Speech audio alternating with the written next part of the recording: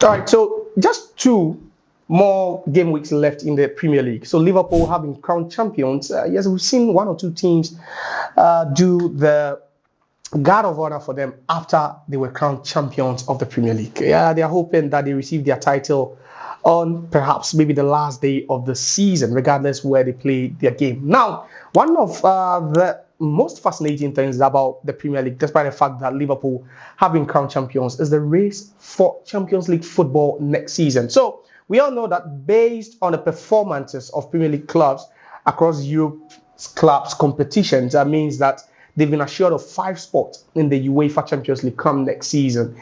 But then with Liverpool being crowned champions, it means automatically they've got a place in the UEFA Champions League for the 2025-2026 season. But then that aside, it means that there are 4 more slots left.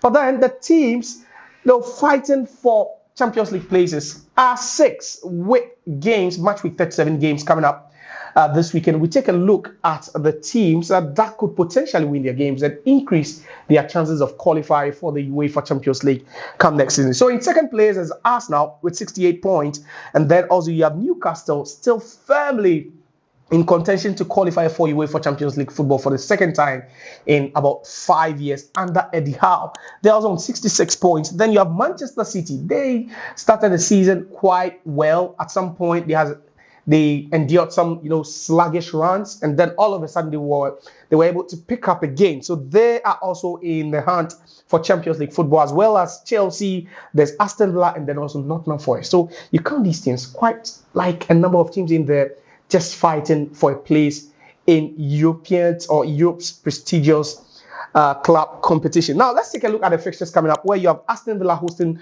Tottenham Hotspur. So it should be a win for Villa because Tottenham themselves are just a place above the relegation zone. Fortunately for them, mathematically, there's no way they can be relegated, but then they are having the worst season they could possibly have in the history of the Premier League, and that's Tottenham Hotspur's fate this season. Regardless of what the outcome would be, it wouldn't really change their position or even anything about their season, because they've understood that it's been an abysmal season for them. But for Aston Villa, it's all to play for because they are still in contention to qualify for the UEFA Champions League game. Aston Villa are currently sixth, and they are on 63 points. So a win for them could just see them, leapfrog the likes of Manchester City into 4th place with 66. That's until the likes of Chelsea and Manchester City themselves play. But it's a huge game coming up at the Villa Park for Aston Villa. Now, one other big game this weekend that people might actually have their sights on will be that game between Chelsea and Manchester United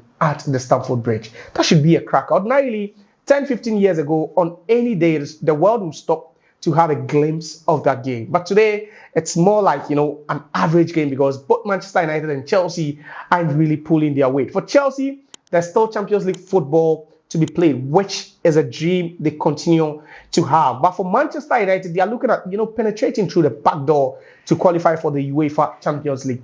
I'll give my verdict on this game. It's definitely going to be an interesting game. But I think Chelsea, they want it more. They really want to qualify.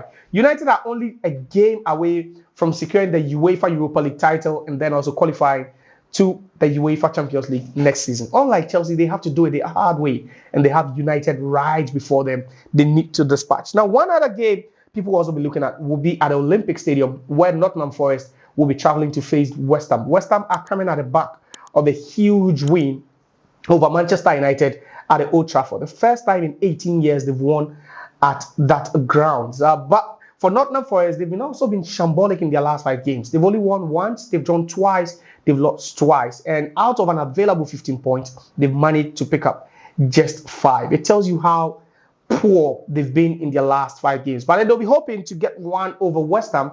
At least a win for them will see them back into the places for UEFA Champions League football. And then also, depending on the other results of teams fighting for that spot, then it could even guarantee them Champions League football for the first time in over 3 decades. Now, you head all the way to the Emirates, where Arsenal will be hosting Newcastle. So both teams are fighting for Champions League football next season. Arsenal are second on the league log, whilst Newcastle are third, just 2 points separating them. So a win for Newcastle away from home will see them move to second, which will mean that Arsenal will drop. Yeah, chances of Arsenal qualifying for the UEFA Champions League is about 95%. They've almost sealed it. At least the win in this game could see them qualify. Now, one more game that would interest people will be at the Etihad, where Manchester City will face Bournemouth. Bournemouth look a bit, resurgent under Andoni Iraola, who has done a marvelous job for them this season. But for Pep Guardiola, yes, he's come out to say that, yeah, despite the fact that they have an FA Cup final to play at Wembley against Crystal Palace, he understands the importance of qualifying this team for UEFA Champions League football, especially looking at the fact that they would want to augment the squad with some world-class players. I don't think any player would want to play a team, as big as Manchester City in the UEFA Europa League. So that's what Pep Guardiola is saying, and they'll be charged up to win that game against Bournemouth. So the race for top four, not just top four, but then the race for UEFA Champions League football in the Premier League is getting even more interesting as match day 37 beckons.